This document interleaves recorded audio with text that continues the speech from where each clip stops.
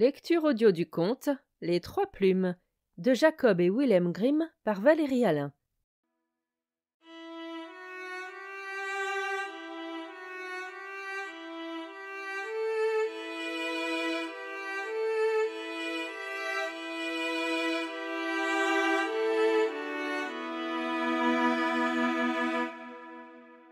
Il était une fois un roi qui avait 3 fils.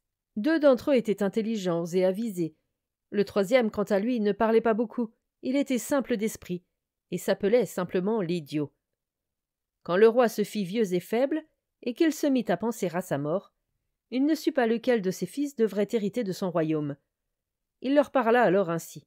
« Partez, et c'est celui d'entre vous qui me rapportera le tapis le plus délicat qui sera roi à ma mort. » Et pour éviter toute dispute entre eux, il les emmena devant son château et souffla sur 3 plumes pour les faire envoler, en disant « Là où elles s'envoleront, c'est par là que vous devrez aller. » L'une des plumes s'envola vers l'ouest, l'autre vers l'est. Quant à la troisième, elle vola tout droit et n'alla pas bien loin, se posant bientôt sur le sol.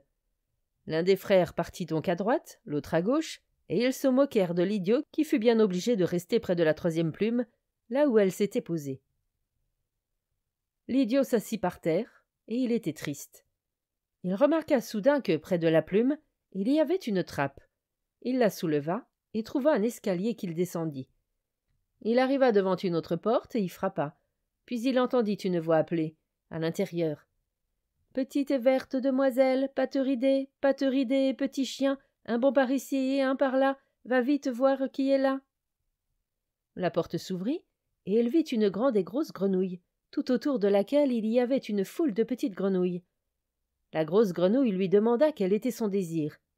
« J'aimerais bien avoir le tapis le plus beau et le plus délicat qui soit, » lui répondit-il. Elle appela alors une jeune grenouille et lui dit « Petite et verte demoiselle, pateridée et petit chien, un bon par ici et un par là, la grande boîte apporte-moi. » La jeune grenouille alla chercher la boîte, et la grosse grenouille l'ouvrit, et en sortit un tapis qu'elle donna à l'idiot. Il était si fin et si délicat qu'en haut, sur la terre, nul n'était capable d'en tisser un semblable. L'idiot la remercia et remonta l'escalier. Les 2 autres, quant à eux, pensaient que leur frère cadet était si bête qu'ils ne parviendraient à rien trouver. « À quoi bon nous donner du mal en cherchant ?» se dirent-ils. Ils prirent à la première bergère qu'ils rencontrèrent les tissus grossiers qu'elle portait en guise de vêtements, et ils les rapportèrent à leur père.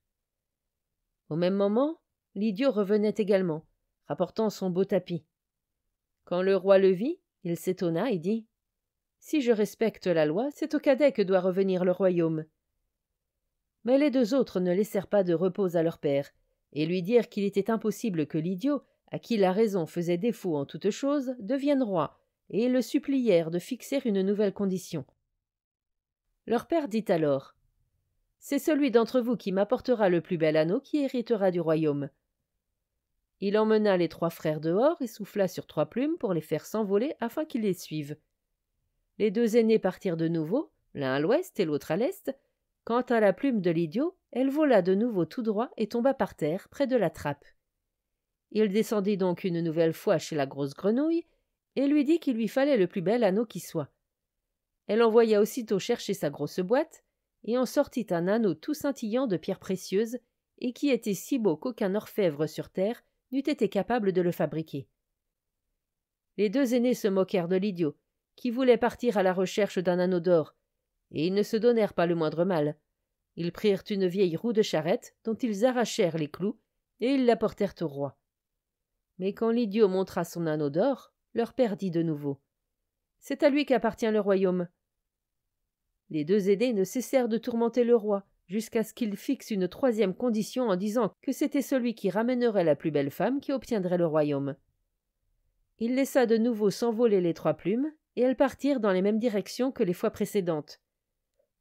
L'idiot descendit alors sans hésiter chez la grosse grenouille et lui dit « Je dois ramener la plus belle femme. »« Tiens donc, la plus belle femme. Je ne l'ai pas sous la main, mais tu l'auras tout de même, » répondit la grenouille. Elle lui donna une grosse rave jaune et vidée à laquelle étaient attelées 6 petites souris. « Que dois-je en faire ?» lui dit l'idiot tout triste. « Il faut simplement que tu prennes l'une de mes petites grenouilles et que tu l'installes dedans. » Il en attrapa une au hasard dans le cercle qu'elle formait et l'installa dans la voiture jaune, mais à peine était-elle à l'intérieur qu'elle se transforma en une demoiselle merveilleusement belle, que la rave se changea en carrosse et les petites souris se changèrent en chevaux. Elle embrassa alors la demoiselle, partit au galop avec les chevaux et l'amena chez le roi. Ses frères arrivèrent après lui. Ils n'avaient pas pris la peine de chercher une belle femme et avaient ramené les premières paysannes venues.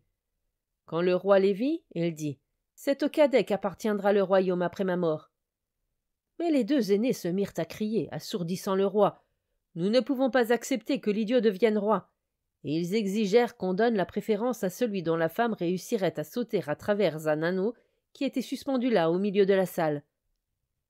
Les paysannes sauront bien faire cela, car elles sont assez fortes, mais cette demoiselle si délicate se tuera en sautant, se disait-il. Le vieux roi accepta également cette nouvelle demande. Les deux paysannes sautèrent en premier. En effet, elles sautèrent à travers l'anneau, mais elles étaient si gauches qu'en tombant, elles se cassèrent leurs gros bras et leurs grosses jambes. Ce fut ensuite au tour de la belle demoiselle que l'idiot avait ramenée, et elle sauta à travers l'anneau avec la légèreté d'une biche, si bien que les contestations durent cesser. L'idiot hérita donc de la couronne, et il régna pendant longtemps, et avec sagesse.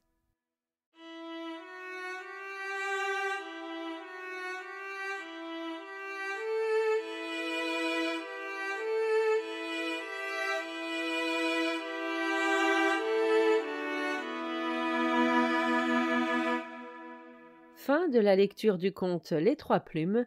Merci de votre écoute. Je vous rends vos oreilles. Cœur avec les doigts.